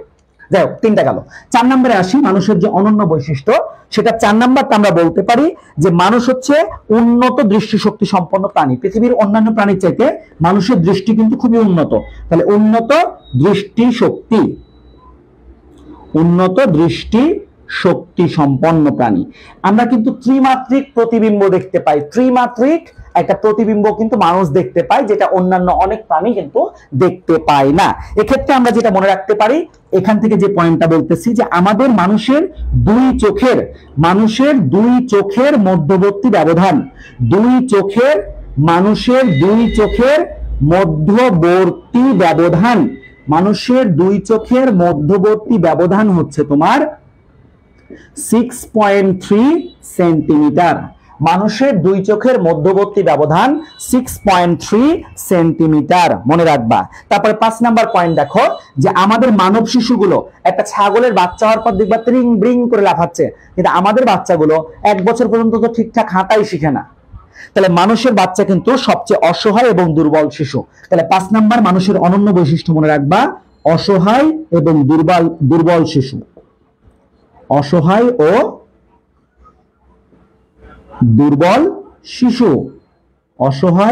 দুর্বল শিশু। আচ্ছা, 6 নাম্বার পয়েন্ট যেটা মনে রাখতে পারো, 6 নাম্বার পয়েন্ট হচ্ছে আমরা মানুষ কিন্তু, এই যে চাইনিজরা দেখো কি খায় না আল্লাহ জানে, সবই খায়। তাহলে আমাদের মানুষের কিন্তু বৈচিত্র্যময় খাদ্যাভ্যাস আছে। আমাদের মানুষের কি আছে? বৈচিত্র্যময় খাদ্যাভ্যাস আছে। নাম্বার 7, আমাদের মানুষের কিন্তু তোমার ভাষা, সংস্কৃতি এবং ধর্ম আছে। মানুষের আলাদা কি আছে? নিজস্ব দেশভিত্তিক দেখো ভাষা আছে, প্রত্যেকটা দেশের আলাদা সংস্কৃতি আছে, এবং আমাদের মানুষের মধ্যে বিভিন্ন একই দেশের মধ্যে অনেক ধর্মের মানুষ বাস করে, যেটা বাঘ, শিয়াল, কুকুর এদের মধ্যে কিন্তু এরকম ধর্ম বিষয়গুলো আসছে না। লাস্ট পয়েন্ট, মানুষের দেহে লোম থাকে, জানি না ওখানে দেখা যাচ্ছে কিনা। 8 নাম্বার পয়েন্ট, মানুষের দেহে কি থাকে? লোম থাকে। স্যার অন্যান্য প্রাণীর দেহে কি থাকে? ওদের দেহে কিন্তু পশম থাকে, আর আমাদের দেহে থাকে হচ্ছে লোম। তার মানে লোম আর পশমের মধ্যে কিন্তু ছোটখাটো একটু পার্থক্য আছে। লোম আর পশমের মধ্যে পার্থক্য আছে, মনে রাখবা। লোম আর পশমের মধ্যে পার্থক্য আছে। আচ্ছা, এই হচ্ছে আজকের ক্লাস। এখন ধরো আমাকে একটু কমেন্ট করতে হবে, আমি দেখতেছি, ফোন নিলাম হাতে, যে স্যার আমরা যে এতক্ষণ ওয়েট করলাম, আমি কি কিওয়ার্ডস এখনই দিয়ে দিব নাকি আগামী লেকচারে দিব? জাস্ট তোমরা একটু কমেন্ট করো, অনেকে হয়তো বা এটার জন্যই বসেছিলা। তোমরা জাস্ট একটু বলো যে আমি কিওয়ার্ডস এই ক্লাসেই দিব নাকি আগামী ক্লাসে দিলে তোমাদের চলবে, একটু বলো। ভালোই গরম পড়ছে, আমি ঘেমে একদম অবস্থা টাইট হয়ে গেছে। আচ্ছা, এই হচ্ছে আজকের ক্লাস। এখন ধরো আমাকে একটু কমেন্ট করতে হবে। একজন বলেছে এখন দিয়ে দেন, আর কেউ? জাস্ট যে ক্লাসটা করতেছো তাকে অসংখ্য ধন্যবাদ। আচ্ছা, আজকে দেন, দিয়ে দিচ্ছি, সমস্যা নাই, এটাই যেহেতু লাস্ট টপিক। আর কেউ? আমি একটু দেখে নিই, কারণ যে তোমরা যারা কমেন্ট করলা তার মধ্যে যে দুজন করেছে দুজনই ক্লাসের প্রথম থেকে আছো, কারণ আমি প্রথম দিকে তোমাদের নামগুলো পড়েছি, তোমাদের সালামের উত্তর দিয়েছি, এটার জন্য অসংখ্য ধন্যবাদ। আর যা যে যে আছে আমি একটু দেখে নিই যে কে কে বলতেছে যে এখন লাগবে নাকি কালকে। এখনই আসলে দিয়ে দেওয়া উচিত, কারণ তোমরা কষ্ট করে এতক্ষণ বসেছিলা। এই কিওয়ার্ড যে একটা অধ্যায়ের জন্য কি পরিমাণ গুরুত্বপূর্ণ এটা তোমরা ভালো করেই জানো। তাহলে লিখো, আগামী ক্লাসে দিব না আদিল, যারা কষ্ট করে এখন করেছে তাদের জন্যই, যে পরে সে খুঁজে নেবে ভিডিও দেখে। আচ্ছা, আমি কথা দিয়েছি যেহেতু আমার কথা আমাকে রাখতে হবে। লিখো এই অধ্যায়ের কিওয়ার্ডস, লিখো সবাই, হেডিং দাও এই অধ্যায়ের কিওয়ার্ডস। হ্যাঁ, আগামী ক্লাসে তোমরা একটা পাবা, যেমন দেখো আমি এখন বোর্ডে যেটা লিখবো এরপরে দেখা যাচ্ছে মুছালাম না, ইচ্ছা করে মুছালাম না। আগামী কালকেই শুক্রবারে আবার ক্লাস দিব তোমাদের ইনশাল্লাহ, কারণ আমি ওই যে বললাম যে 10টা ক্লাসে শেষ করলে আমি তোমাদের 7-8টা ক্লাস আগে ফ্রি দিয়ে দিই, তারপরে তোমরা ক্লাস কোয়ালিটি দেখে তখন তোমরা একটা সঠিক সিদ্ধান্ত নিতে পারবা। যাই হোক, লিখেছো হেডিং দিয়েছো এই অধ্যায়ের কিওয়ার্ডস। দেখো এই অধ্যায়ের মধ্যে বা বায়োলজির মধ্যে, আসলে এটা পুরো বায়োলজি কিন্তু আমি এই অধ্যায়ে লিখলাম তাই মনে রাখবা, বায়োলজির মধ্যে যদি আমরা গ্লাইকো এই শব্দটা পাও, বায়োলজির মধ্যে যদি গ্লাইকো শব্দটা পাও, তাহলে মনে রাখবা যে গ্লাইকো মানে আসলে মূলত শর্করা, গ্লাইকো মানে শর্করা, অথবা এই শর্করাটাকে আমরা কি বলি, শর্করা যেহেতু সরল ফর্ম হচ্ছে গ্লুকোজ, তাহলে গ্লুকোজও বলা যাচ্ছে কোনো ক্ষেত্রে, অথবা একটু জটিল শর্করার নাম হচ্ছে গ্লাইকোজেন। তিনটাকে আমরা গ্লাইকো দিয়ে রিপ্রেজেন্ট করতে পারি, গ্লাইকোজেন। ওকে, একটা কিওয়ার্ডস দিলাম যে গ্লাইকো মানে শর্করা, গ্লুকোজ অথবা গ্লাইকোজেন।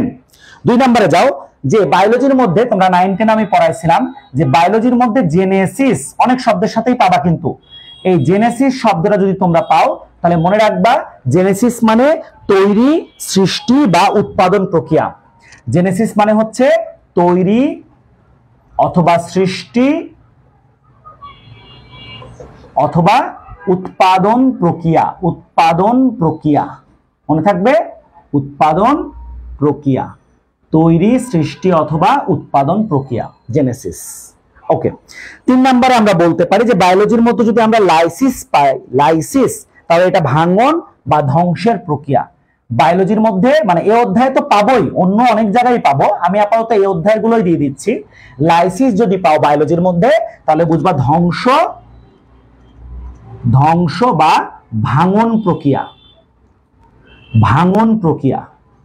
আমার সাথে অন্যদের যেটা পার্থক্য হয়, অন্য স্যাররা যখন পড়াচ্ছে তো একটা লাইন, ওই লাইনের মধ্যে মনে করে এই শব্দ আসলো, তখন উনি বলে যে লাইসিস মানে ভাঙন, কিন্তু আমি মিলাই দেখেছি যে ওই যে লেকচারে লাইনে লাইনে বলে দিলে ওইটা মনে থাকে না, যখন সেটা এক জায়গায় গোছালো থাকে তখন তোমার আজকে রাত্রে বা কালকে আমার ক্লাস করার আগে চিন্তা করবো, আচ্ছা বাদ দি, আমি স্যার যে আমাকে 20টা কিওয়ার্ডস দিল বা 10টা কিওয়ার্ডস দিল, আমি একটু কিওয়ার্ডস গুলো একবার পড়ি। এই যে একবার পড়লা, 2বার পড়লা, 5বার পড়লা, এরপরে যখন আমি ক্লাসে আসবো বা ক্লাস দিব তখন তোমরা বলবো আরে স্যার এগুলো তো জানি, এগুলো ছাড়া বলেন এখন, মানে তোমার মধ্যে একটা আত্মবিশ্বাস তৈরি হবে, এক কথায় এটা অহংকার না, এটা আত্মবিশ্বাস। যাই হোক, 3টা গেল, লাইসিস মানে ধ্বংস বা ভাঙন প্রক্রিয়া। আচ্ছা, 4 নম্বরে যাই, বায়োলজির মধ্যে হাইপার, বায়োলজির মধ্যে হাইপার, বায়োলজির মধ্যে হাইপার এই শব্দটা যদি পাও তাহলে বুঝবা যে হাইপার মানে হচ্ছে উচ্চ অথবা বেশি। অনেক সময় আমরা আমাদের বন্ধুকে বলি, বন্ধু বেশি হাইপার হোস না, দাঁড়া দাঁড়া দাঁড়া, থাম থাম, কুল কুল কুল, ঠিক আছে?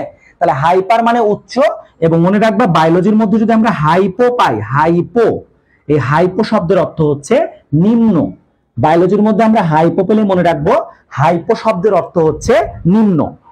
আচ্ছা, তারপরে মনে রাখবা বায়োলজির মধ্যে হিমো, বায়োলজির মধ্যে আমি যেহেতু সবগুলো বাংলায় লিখছি জন্য বাংলায় লিখে দিচ্ছি, হিমো অথবা মিয়া, হিমো অথবা মিয়া এই দুইটা শব্দ মানে হচ্ছে রক্ত, রক্ত। অবাক হওয়ার কিছু নাই, তোমরা 9-10-এও পড়েছো অ্যানিমিয়া, রক্ত নাই, রক্ত শূন্যতা, এগুলো তোমরা পড়েছো। যাই হোক, তারপরে মনে রাখো বায়োলজির মধ্যে যদি আমরা হ্যাপাটিক বা হ্যাপাটো শব্দটা পাই, হ্যাপাটিক, হ্যাপাটিক অথবা হেপাটো, এই দুইটা শব্দের কোন একটা পাই, তাহলে বুঝবা যে আমাদের অবশ্যই প্রশ্নটা করেছে কি থেকে, যকৃত বা যকৃত নিয়ে পড়াশোনা করতে হচ্ছে আমাদের। আচ্ছা, বায়োলজির মধ্যে কোথাও যদি আমরা গ্যাস্ট্রো শব্দটা পাই, গ্যাস্ট্রো, গ্যাস্ট্রো, তাহলে গ্যাস্ট্রো মানে মূলত পাকস্থলী বলতে পারি, পাকস্থলী আসলে পাকস্থলী না, গ্যাস্ট্রো বলতে এখানে মূলত বোঝায় পরিপাক নালী, গ্যাস্ট্রোকে পরিপাক নালী। গ্যাস্ট্রো মানে মনে রাখবা পরিপাক নালী বা পাকস্থলী, একটা মনে রাখলেই চলবে, সমস্যা নাই। আচ্ছা, এরপরে আমরা বলতে পারি যে বায়োলজির মধ্যে সিন শব্দের অর্থ একত্রে। সিন, একটু এদিকে যাচ্ছি, নিচেও যাব, সমস্যা নাই। বায়োলজির মধ্যে SYN, সিন শব্দের অর্থ একত্রে। একত্রে, যেমন দেখো ফটোসিনথেসিস, একত্রে করতেছে কিন্তু। আচ্ছা, তারপরেরটাতে আমরা বলতে পারি যে বায়োলজির মধ্যে যদি আমরা ডি শব্দটা পাই, ডি বাংলাতে এরকম ডি হতে পারে, আর ইংলিশের ক্ষেত্রে কিন্তু ডিই আসতে হবে, ডিই। তাহলে ডি মানে মনে করবা ডিলিট। ডিলিট মানে কি বলো? বাদ অথবা অপসারণ, বাদ অথবা অপসারণ, অপসারণ। মনে রাখবা বায়োলজির মধ্যে বায়োলজির মধ্যে অথবা এই শব্দটা আসলে আমরা মনে রাখবো যে অনুপস্থিত। অবশ্যই অপসারণ এবং অনুপস্থিত কিছুটা পার্থক্য আছে, দুইটাই যদিও নাই তারপরে অনুপস্থিত। তাহলে বা মানে হচ্ছে অনুপস্থিত, তোমরা মনে রাখবা। আচ্ছা, তারপরে আসি যে বায়োলজির মধ্যে যদি আমরা লাইটিক শব্দটা পাই, লাইটিক, লাইটিক সরি লাইটিক মানে হচ্ছে বিশ্লিষ্ট করা। লাইটিক মানে হচ্ছে বিশ্লিষ্ট করা। তাহলে মনে করো কিছু একটা যদি আমাকে বিশ্লিষ্ট করে, আমি রাফিকে যদি কিছু একটা বিশ্লিষ্ট করে, তার নাম কি হবে? আমাকে ভাঙতেছে রাফি লাইটিক, রাফি লাইটিক। আদিলকে ভাঙতেছে আদিল লাইটিক, নিলয়কে ভাঙতেছে নিলয় লাইটিক। এই নামগুলো মনে রাখবা। যাই হোক, তাহলে লাইটিক মানে বিশ্লিষ্ট করা। এরপরে আসতে পারি আমরা যে বায়োলজির মধ্যে তোমরা যেটা কমন জানো সবসময়, আর দুইটা এখানে দিচ্ছি, এটা অনেক সময় আমি প্রথমে দিই, আজকে লাস্টে দিলাম। সাইট শব্দের অর্থ কোষ। এখানে কোষ বলতে মনে রাখবা সাইট দ্বারা বোঝায় আসলে পরিণত কোষ। সাইট দ্বারা মূলত বোঝায় পরিণত কোষ, এটা প্রায় সব অধ্যায়ে আছে, কমন একটা শব্দ। এবং ব্লাস্ট মানে হচ্ছে অপরিণত কোষ। ব্লাস্ট মানে হচ্ছে অপরিণত কোষ, অপরিণত কোষ। তারপরে আরেকটা মনে রাখো যে এই অধ্যায়ের মধ্যে আমরা কোল শব্দটা পাবো, কোল বা কোলে। কোলে, এই কোলে মানে মনে রাখবা পিত্ত বিষয়ক। কোলে মানে হচ্ছে পিত্ত বিষয়ক, পিত্ত বিষয়ক, পিত্ত বিষয়ক। যেমন কোলেস্টেরল পড়েছো তোমরা, এই অধ্যায়ে পড়বা কোলেসিস্টোকাইনিন, এই বিষয়গুলো হচ্ছে পিত্ত বিষয়ক। এবার আসো মোস্ট ইম্পর্টেন্ট।